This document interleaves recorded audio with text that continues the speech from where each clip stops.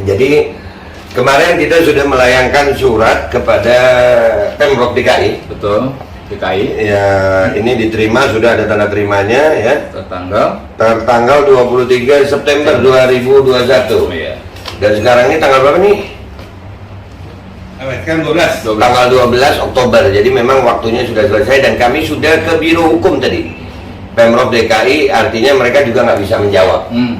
Berarti dalam minggu ini kita mungkin akan melakukan mulai memasukkan gugatan di PT UN.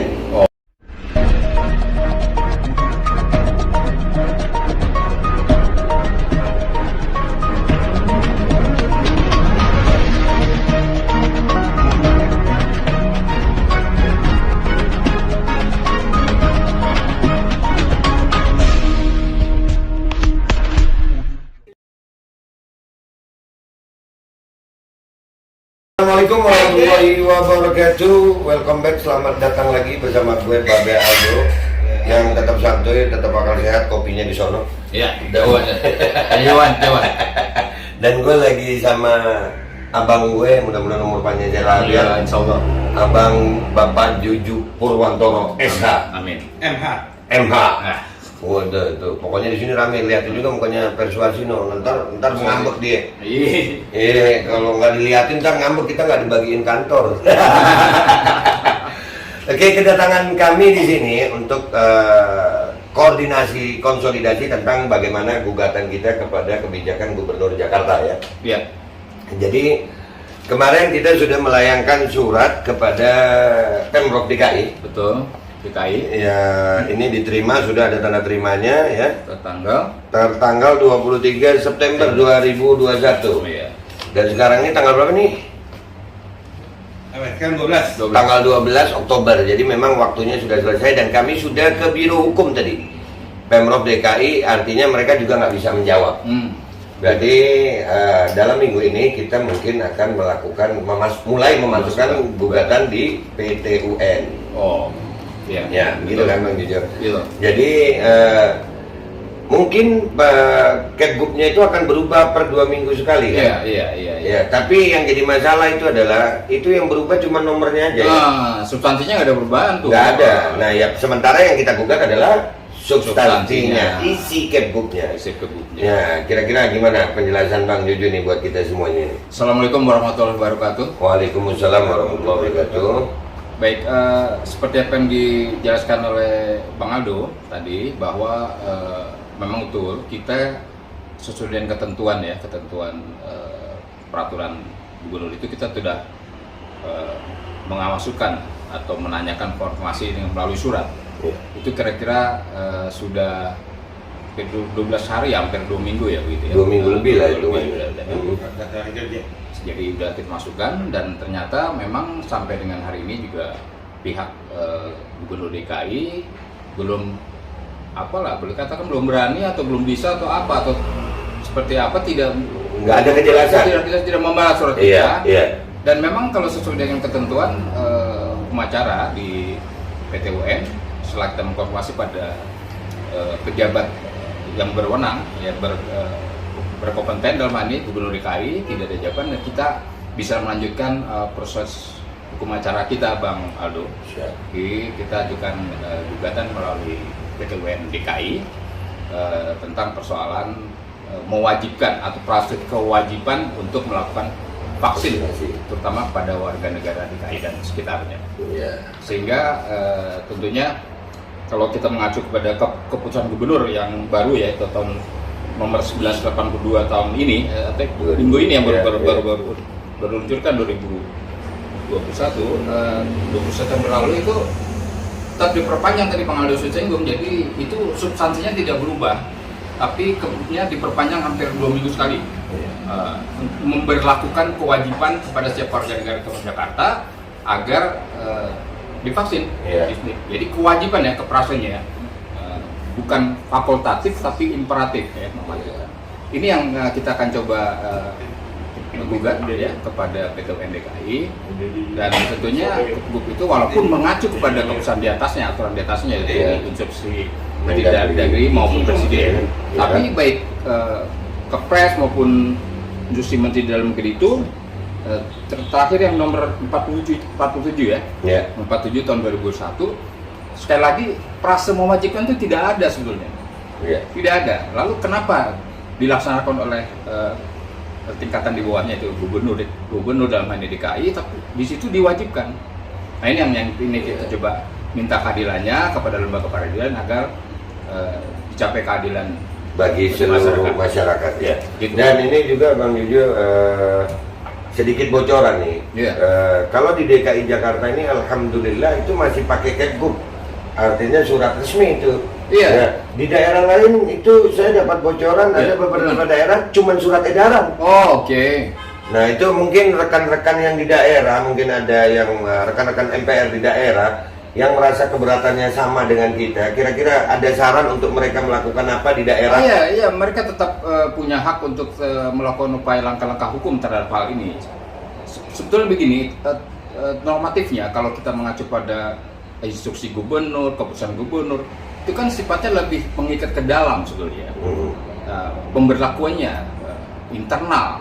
Tapi ini kan faktanya dengan Kepgub tentang vaksin ini, loh kok dia bisa mengikat keluar, mengikat kepada seluruh warga Jakarta. Nah ini nanti kita di pengadilan bagaimana dan ini ada memutuskan nih pengadilan bagaimana ini ya. Ada yang lebih parah lagi loh. Ada satu daerah belum ini bukti datanya belum ada, tapi foto apa sudah ada. Ya?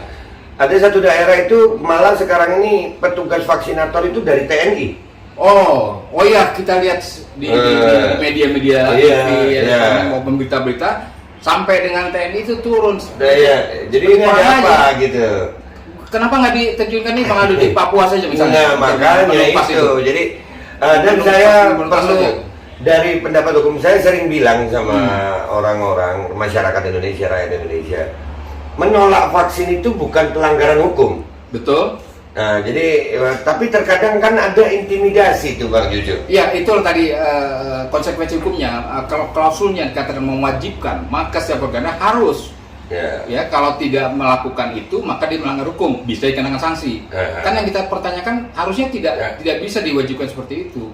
Karena memang tidak ada klausul wajib. Tidak ada klausul wajib di Undang-Undang Kesehatan, Undang-Undang tentang pandemi itu tidak ada kewajiban untuk melakukan itu. Dan kenapa hanya sekedar keputusan gubernur tingkat paling bawah itu ada klausul mewajibkan. Nah, ya itu yang jadi masalah, dan apalagi cuma surat edaran. Iya, betul. Itu lebih-lebih. Iya, apalagi cuma surat edaran. Itu berlakunya kemana? Nggak tahu, tapi kenyataan di lapangan, gitu ya. Kenyataan di lapangan, para petugas itu, saya tidak menyalahkan petugas ya, karena petugas yang turun ke lapangan itu pasti perintah dari atasan. Nah, perintah dari atasan ini dasar hukumnya hanya surat edaran kadang di beberapa daerah. Dan ini buat masyarakat Indonesia, saya rasa perlunya ketenangan dan keberanian untuk menyampaikan apa yang kalian tahu tentang hukum. Menolak vaksinasi bukan pelanggaran hukum. Bukan pelanggaran hukum. Ya, dan itu nggak bisa dipaksain. Jadi kalian yang mau vaksin silakan vaksin, yang nggak mau vaksin ya jangan dipaksa untuk vaksin. Dan itu hak individu, hak warga negara, hak hukum seseorang. Hukum yang hidup di negara kesatuan Republik Indonesia, yang sesuai dengan demokrasi Pancasila. Katanya restart negara hukum. Negara hukum. Jadi nggak boleh gitu. Dan kami juga meminta kepada semua pihak yang mewajibkan vaksin atau menyuruh masyarakat untuk vaksin, diperbaiki lagi bentuk tanggung jawabnya. Karena kami sudah menemukan beberapa korban. Oh iya, saya melihat membaca di beberapa walaupun korban. Saya KIPI, kejadian ikutan pasca imunisasi, itu dalam tanda kutip ya. Betul. Artinya memang perlu diselidiki, memang perlu diperhatikan. Intinya setelah divaksin tolong dikasih tanggung jawab. Karena kami juga sudah menemukan, habis divaksin sertifikatnya itu cuman enggak sertifikat yang mestinya resmi itu. Tanggung jawab negara di mana sih? Nah, ya itu. Pada warga negaranya. Nah, bagaimana pengobatannya, bagaimana biayanya. Nah, jadi karena vaksin ini kan notabene pengen sehat. Iya. Tapi kalau terjadi apa-apa, kenapa tidak ada yang bertanggung jawab? Itu. Faktanya begitu ya? Faktanya begitu, dan ini perlu diperhatikan. Sekali lagi kami bukan anti pemerintah, tapi kami lebih ke arah membantu rakyat. Assalamualaikum. Waalaikumsalam, ada tamu. Ya, jadi kami lebih ke arah membantu rakyat. Iya, iya. untuk mendapatkan hak hukumnya. Oke. Ya mungkin saja pemerintah tidak tahu bagaimana kejadian di lapangan. Iya, betul. Ya, dan alhamdulillah juga Bang Juju sama Pak Ahmad Yani Iya. insya Allah akan membantu Dan kawan-kawan akan membantu proses apa itu namanya, pelaporan korupsi bansos iya, yang di Bogor. indikasi korupsi ya di situ. Indikasi korupsi di situ ada bukti-bukti. Cukup besar saya dengar, sampai satu kabupaten ya. Iya, satu kabupaten, angkanya lumayan sih itu. Lumayan, di atas 2M. Iya. Besar sekali. Itu yang baru kedata sih. Iya. Dan itu juga MPR insya Allah akan membentuk tim investigasi di tiap daerah, karena kami tengarai Oh. korupsi bansos ini ada di tiap daerah. Oh. Ya, dan sebenarnya kenapa kami lakukan ini? Membantu, bukan anti, membantu. Mungkin petugasnya kurang, ya kan, kita yang nyelidikin. Mungkin aparatnya diterjunkan untuk urusan vaksin banyak. Jadi kami bantu nyelidikin, nanti kalau udah dapat kami laporkan. Ada yang terpleset juga kali. Mungkin ada yang kepleset, ya kan. Ada kira-kira pendapat Bang Juju tentang korupsi bansos ini gimana nih? Oh iya. Kita maju aja ya? Maju aja. Jadi semua ini itu kan untuk orang susah, masyarakat bawah itu. Iya. Masih diembat juga kan. Wah, tega sekali ya. Parah ya? Parah. No, MPR bakal maju terus. Udah gitu aja, jangan lama-lama Bang Iya, Juju. iya. Ntar kita makin viral. Siap. Terima kasih Bang Juju. Sama-sama. Penjelasannya, MPR tetap berjuang untuk rakyat, dari rakyat untuk rakyat. Ya, Babe Aldo bersama Bang Juju dan rekan-rekan akan memperjuangkan rakyat. Merdeka! Allahu Akbar. Wabillahi taufiq wal hidayah, wa ridha wal inayah, wal afu minkum. Assalamualaikum warahmatullahi wabarakatuh. Waalaikumsalam warahmatullahi wabarakatuh.